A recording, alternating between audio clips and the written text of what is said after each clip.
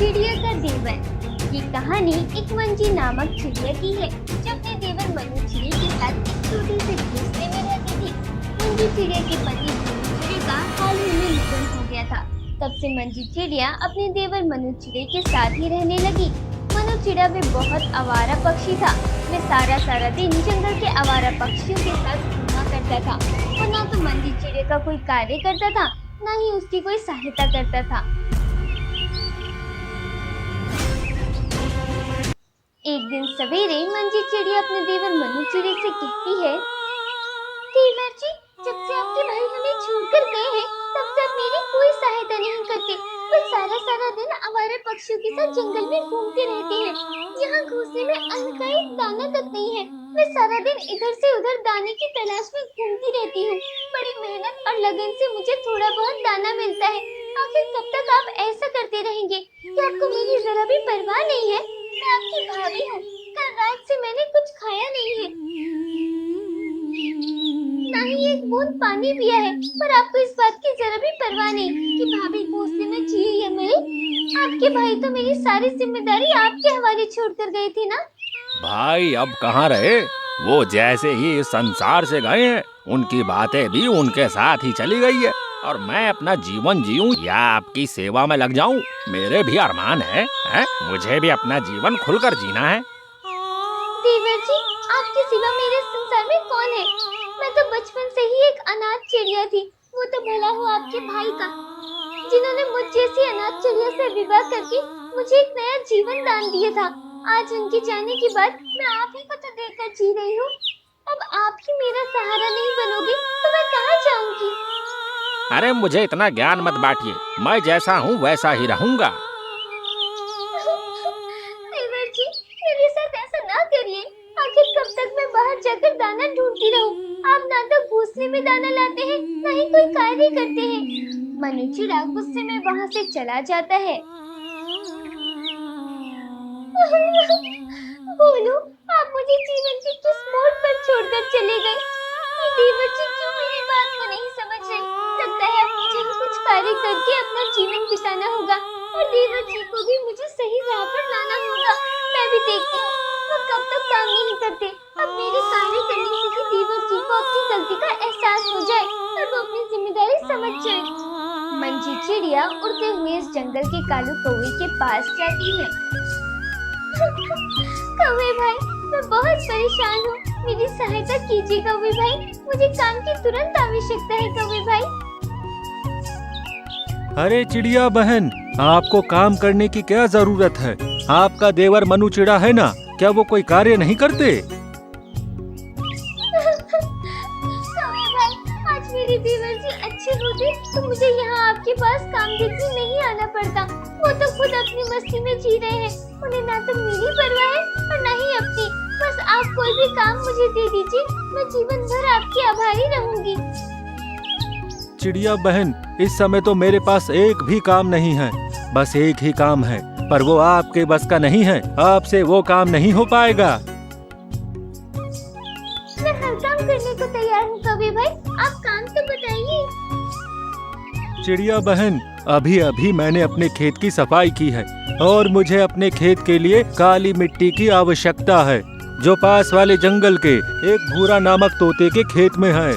मुझे एक ऐसे पक्षी की तलाश है जो पास वाले जंगल से वो काली मिट्टी लाकर मेरे खेत में डाले और इस काम के मैं उसे मुंह मांगी कीमत दूंगा। हाँ, मैं ये काम करने को तैयार हूँ कौवे भाई। मैं अपनी पीठ पर एक मिट्टी का बोरा पास वाले जंगल से लाकर आपके खेत में डाल दूंगी।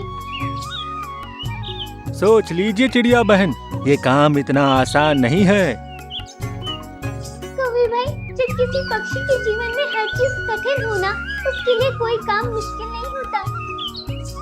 ठीक है चिड़िया बहन, आप जैसा कहें। कालू कौवा मंजी चिड़िया को उस भूरे तोते का पता बता देता है और मंजी चिड़िया उसी दिन से अपने काम पे लग जाती है। मंजी चिड़िया पास वाले जंगल जाती है और भूरा तोते के खेत से वो काली मिट्टी 2 बोरियों में भरती है।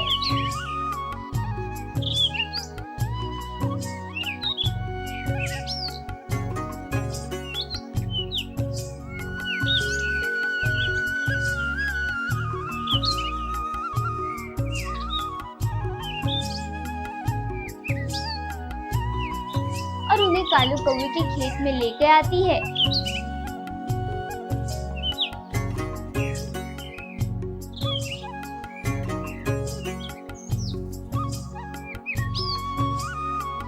इसी तरह सारा दिन मंजी चिड़िया पास वाले जंगल से काली मिट्टी लाने लगी और कालू कौवे के खेत में डालने लगी। जंगल के सारे पक्षी जब मंजी चिड़िया को ये कार्य करता देखते हैं तो सब दंग रह जाते हैं।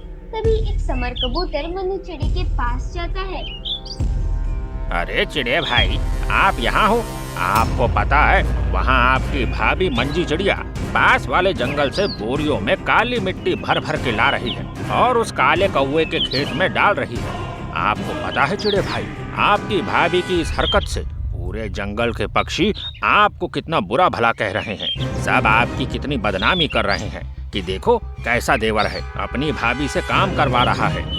ये बात सुनकर मनु चिड़िया गुस्से में आग बबूला हो जाता है और वो गुस्से में ही अपने घोंसले में चला जाता है। रात का समय मंजी चिड़िया अपने काम से घोंसले में वापस आ जाती है। भाभी, आप कहाँ गए थे? देवर जी, मैं काम करने गई थी। अब अपना पेट भरने के लिए मुझे कुछ न कुछ तो काम करना ही होगा ना।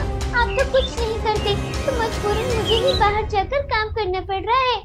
भाभी, क्यों जंगल के सारे पक्षियों की नजरों में आप मुझे नीचा दिखाने पर तुले हो? जंगल के सारे पक्षी मेरा कितना अपमान कर रहे हैं। अरे मेरे बारे में कितना गलत सलत कह रहे हैं। अरे कहते हैं कि देवर के होते हुए भी भाभी को बाहर जाकर काम करना पड़ रहा है। देवर जी, मैंने आपको कितनी बार कहा है कि आप कुछ तो कार्य करिए ताकि हम दोनों का जीवन आराम से बीते, पर आपको तो बस आवारा पक्षियों के साथ घूमना अच्छा लगता है। अब आपसे कोई काम नहीं होता तो फिर हमारा जीवन कैसे चलेगा? कैसे हम अपना पालन पोषण करेंगे? इसलिए मैं ये काम कर रही हूँ। आज अगर मेरे पति जीवित होते तो वह मुझे कभी काम नहीं करने देते, पर उन्हें कहाँ पता था कि उनके जाने के बाद उनका भाई ऐसा आवारा निकलेगा। अपनी भाभी की ये बात सुनकर मनु चिड़ा रोने लगता है और उसे अपनी गलती का एहसास हो जाता है। अरे भाभी, मुझे क्षमा कर दीजिए, मैं आपकी बात को समझ नहीं पाया। मैं अपने आवारा पक्षी मित्रों की संगत में आकर खुद आवारा बन गया। भोलू भाई ने आपकी जिम्मेदारी मेरे ऊपर सौंपी थी कि मैं आपका भरपूर ख्याल रखूं, पर मैंने अपना सारा जीवन आवारा पक्षियों की संगत में बिता दिया।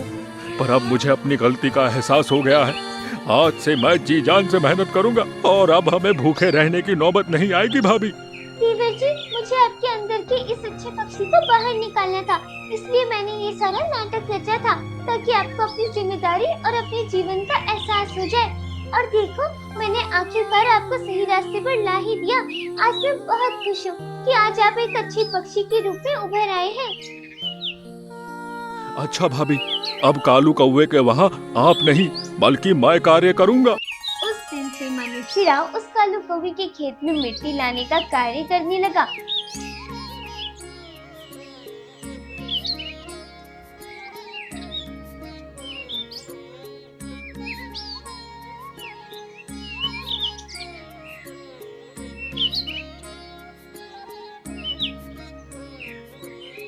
और उस दिन से मंजी चिड़िया और उसका देवर खुशी खुशी अपना जीवन बिताने लगे।